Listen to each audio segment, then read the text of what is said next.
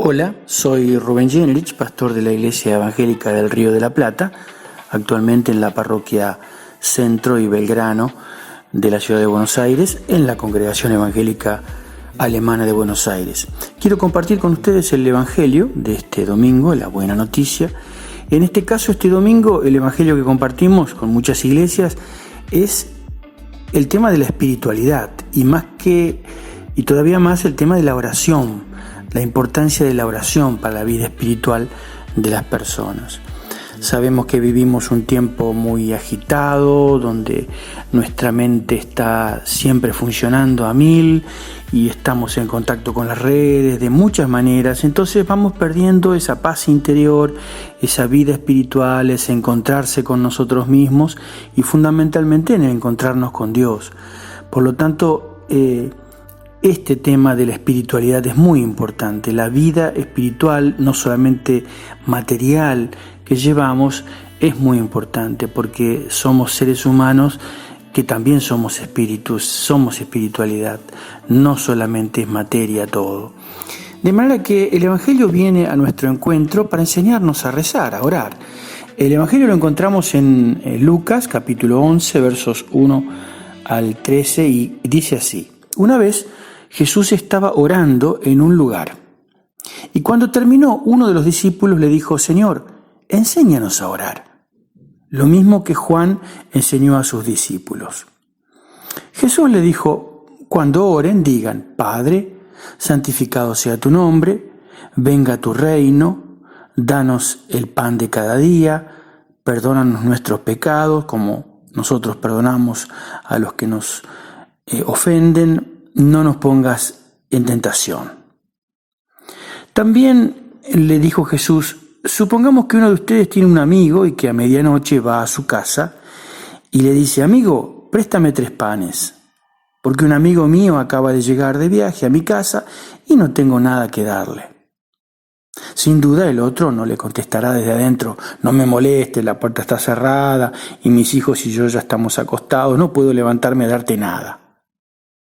Le digo que aunque no se levante a darle algo por ser amigo, lo hará por su impertinencia y le dará todo lo que necesita. Así que yo les digo: pidan y Dios les dará, busquen y encontrarán, llamen a la puerta y se les abrirá. Porque el que pide recibe, el que busca encuentra, y el que llama a la puerta se le abre. ¿Acaso alguno de ustedes que sea padre sería capaz de darle a su hijo una culebra cuando le pide pescado? ¿O de darle un alacrán cuando le pide un huevo? Pues si ustedes, que son malos, saben dar cosas buenas a sus hijos, cuánto más el Padre Celestial dará el Espíritu Santo a quienes se lo pidan. Hasta aquí el Evangelio. Un Evangelio que nos habla de que los discípulos veían que los discípulos de Juan eran enseñados. Juan les enseñaba a orar y eso les importaba porque les significaba que podían obtener cosas o realmente se sentían mejor, más fortalecidos. Entonces le piden a Jesús, a quien lo veían orar, le piden que le enseñe a rezar. Es así que Jesús les enseña esta oración que nosotros lamentablemente muchas veces rezamos muy automáticamente, es decir, hemos hecho del Padre Nuestro casi como un manual, como algo que repetimos y no nos ponemos a pensar fuertemente qué riqueza espiritual, qué cosas nos enseña realmente esa oración, que quedó como un paradigma, como un ejemplo de cómo rezar, cómo orar, ¿no? De manera que vamos a tratar de entender y de estudiar un poco, ¿no? Pensar por qué oramos, por qué Jesús enseñó a orar y qué significado tiene eso para nuestra espiritualidad y nuestra manera de entender a Dios. En primer lugar, esta oración en este Evangelio de Lucas es más breve, tiene 5 peticiones, mientras en el Evangelio según Mateo, capítulo 6, 9, tiene 7 peticiones, ¿verdad? Entonces hay 2 menos. Bueno, ¿por qué es eso? Porque evidentemente seguramente se le fueron agregando algunas peticiones. La iglesia primitiva agregó algunas cosas, ¿no es cierto?, de que se acordaron que dijo Jesús, de manera que son dos versiones más, son distintas. Esta es más breve. Yo me voy a referir entonces a esta versión más breve, no a la versión que nosotros conocemos, que es el Padre Nuestro con las 7 peticiones, más la doxología, ¿no es cierto?, que le agregamos también, que es porque tuyo es el reino, el poder y la gloria por los siglos de los siglos, amén, que es una doxología de otro libro cristiano que era una enseñanza catequética. Pero no, vamos a lo principal. ¿Qué diferencia tiene y qué enseña y qué importancia tuvo esa oración para los discípulos de Jesús y para nosotros hoy, que es esta enseñanza de Jesús? En primer lugar, Jesús arranca diciendo Padre, ¿no? La otra versión, Padre nuestro que estás en los cielos. Es decir, no comienza, no enseña a orar, a dirigirse a Dios como alguien lejano, como de pronto el judaísmo, no se refería a Dios como alguien todopoderoso, el Dios de los ejércitos, el Dios del poder omnipotente, ¿no es cierto?, el Yahvé. Comienza estableciendo una relación espiritual muy cercana con un Dios que es Padre cercano, como alguien cercano, una relación, ¿no es cierto?, de padre e hijo, que es una relación humana muy cercana, ¿no es cierto? Seguramente cada uno tuvo su relación con sus padres y sabrá esto, cada familia es un mundo, pero bueno, Jesús, digamos, se diferencia de las oraciones judaicas de la época. Él era judío también, por lo tanto sabía rezar como rabino, como maestro. Y también no olvidarnos de que el Imperio Romano, el padre, digamos, era el jefe de la familia y podía decidir por los hijos. Es decir, se vivía en un mundo en donde había distintas maneras de ver la relación padre-hijo, ¿no es cierto? Entonces, los romanos, por ejemplo, podían decidir qué hacer con los hijos. Si querían matarlos, los mataban. Si querían cuidarlos y protegerlos, o darle más poder, o darle toda la herencia, lo hacía. Es decir, el padre familia, por eso las leyes el derecho romano tiene mucho que ver el padre, digamos, y ha cambiado mucho hoy en día, pero evidentemente es muy, muy paternalista, digamos, las leyes, ¿no? Entonces Jesús me parece que quiere decir otra cosa, es decir, cuando se dirijan a Dios, diríjanse diciéndole Padre, Abba, Padre, ¿no? Es una cuestión muy cercana. Después comienza diciendo santificado sea tu nombre, ¿no es cierto? ¿Qué quiere decir eso? Santificar el nombre de Dios es darle el poder, la fuerza para que Él nos salve y como santo, como diferente que es Dios, actúe en bien de nosotros. Santificar el poder, santificar el nombre de Dios es eso, hacer y confiar en que Dios realmente nos salve y nos libere. Después continúa la oración diciendo venga a nosotros tu reino, ¿no? Habla sobre el reino, no pide. Es decir, es el Padre, es el que trae el reino. No es el rey poderoso, los ejércitos, los que traen el nuevo reino, el nuevo estado de Dios, ¿no es cierto? Sino es el Padre cercano, amoroso, que quiere salvarnos, cuidarnos, que santificamos, que nos viene a traer su reino. Que oramos para que nos traiga de esa manera más cercana Dios su reino. Y después habla sobre el perdón, pide perdón a nuestros pecados, así como nosotros perdonamos a nuestros deudores. En este caso dice justamente eso, ¿no? Pecados y deudores. Se ha cambiado mucho la oración, se habla de ofensas, digamos, la Iglesia Católica perdona nuestras ofensas. Nosotros los evangélicos tratamos de seguir la Biblia y en este caso la versión de Lucas dice eso, ¿no? ¿Qué quiere decir eso? También le pedimos a un Dios cercano que nos perdone, que tenga misericordia de nosotros, que nos proteja, así como nosotros actuamos con los demás. De alguna manera también nos comprometemos, digamos, en la oración a no hacer el mal, a perdonar, a saber perdonar a los demás, lo cual es muy importante, ¿no es cierto? No podemos vivir sin perdonar la vida, no podemos vivir con odio permanente, tenemos que aprender a perdonar y eso es una parte importante de la vida espiritual. Después habla de la tentación, También habla del pan, danos el pan de cada día, ¿no es cierto? Venga tu reino y danos el pan, ¿no? Una cosa muy sencilla, muy vital, como es el pan. Quizá nosotros estábamos acostumbrados en nuestra sociedad de consumo, de lujo, a que el pan ni lo necesitamos. Sin embargo, hoy en día, cuando sale el pan, lo que vale el pan, empezamos a valorar lo que significa el pan en la mesa de cada uno, ¿no? Y que todos puedan tener el pan digno, ¿no es cierto? Que el reino que nos traiga Jesús, que cada uno tenga el pan en la mesa. Estamos rezando eso, también nos comprometemos a eso. Y después dice, la quinta petición, no nos expongas a la tentación, no nos hagas caer, Dios, en la tentación, ¿no?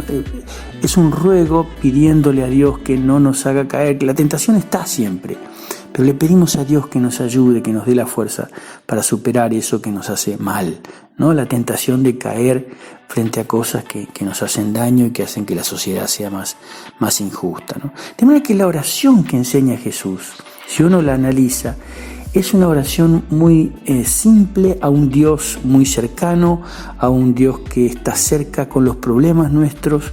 La espiritualidad es una espiritualidad de cada día, de la vida cotidiana.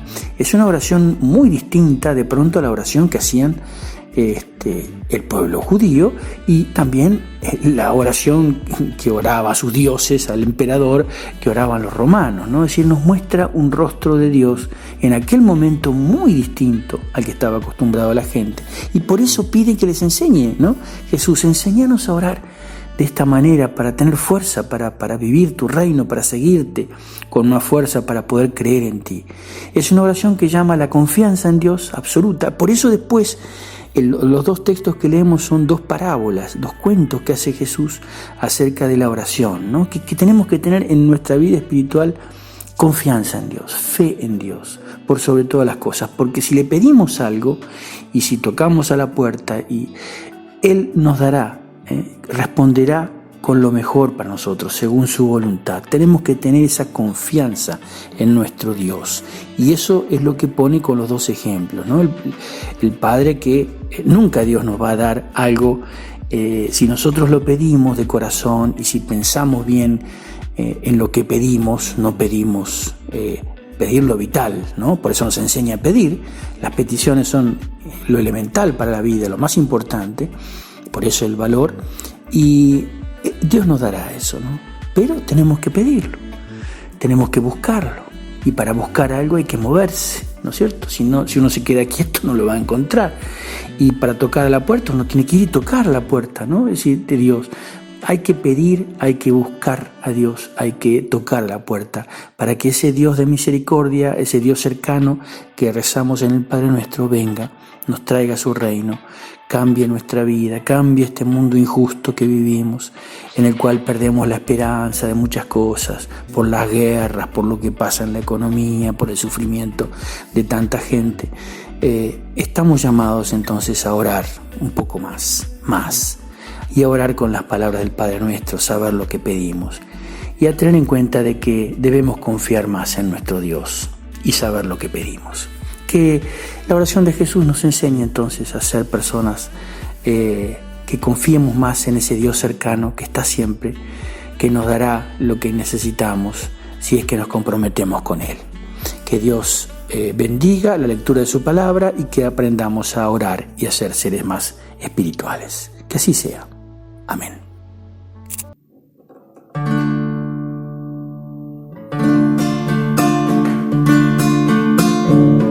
Jesucristo ayer junto a mis abuelos,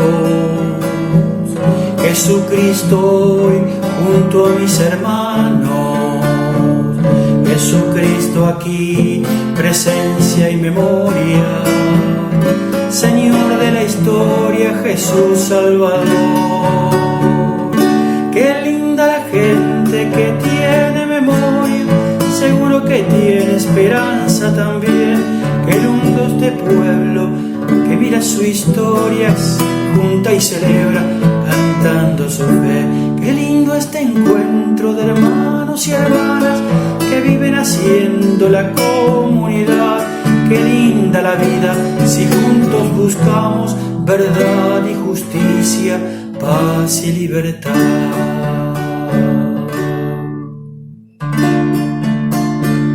Jesucristo ayer, Dios crucificado. Jesucristo hoy, hombre solidario. Jesucristo aquí, fiesta y alabanza. Señor de esperanza, Jesús Salvador. Qué linda la gente que tiene memoria, seguro que tiene esperanza también. Qué lindo este pueblo que mira su historia, se junta y celebra cantando su fe. Qué lindo este encuentro de hermanos y hermanas que viven haciendo la comunidad. Qué linda la vida si juntos buscamos verdad y justicia, paz y libertad. Amén. Amoroso Padre, tú que nos amas y nos cuidas como una madre, queremos pedirte que nos enseñes a orar.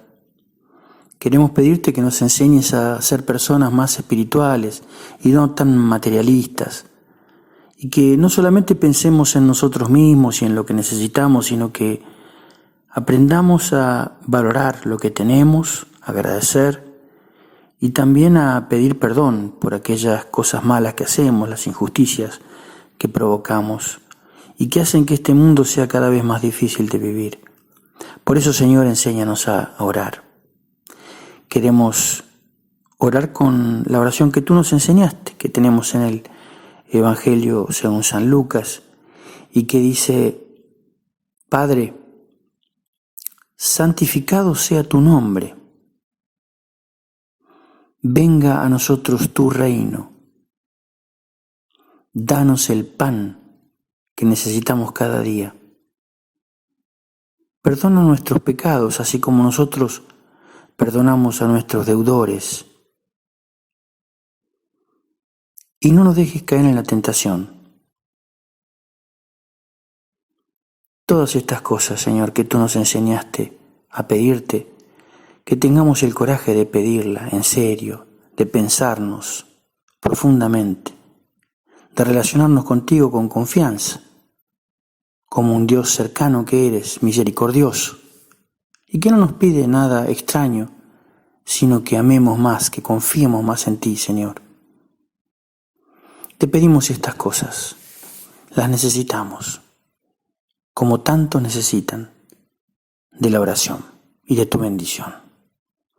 Queremos pedirte que nos bendigas. Señor, bendícenos. Haga el Señor resplandecer su rostro sobre cada uno de nosotros y de nosotras. Y danos, Señor, la paz que necesitamos y la fe que necesitamos. Que así sea siempre. Amén. Jesucristo ayer junto a mis abuelos, Jesucristo hoy junto a mis hermanos, Jesucristo aquí, presencia y memoria, Señor de la historia, Jesús Salvador.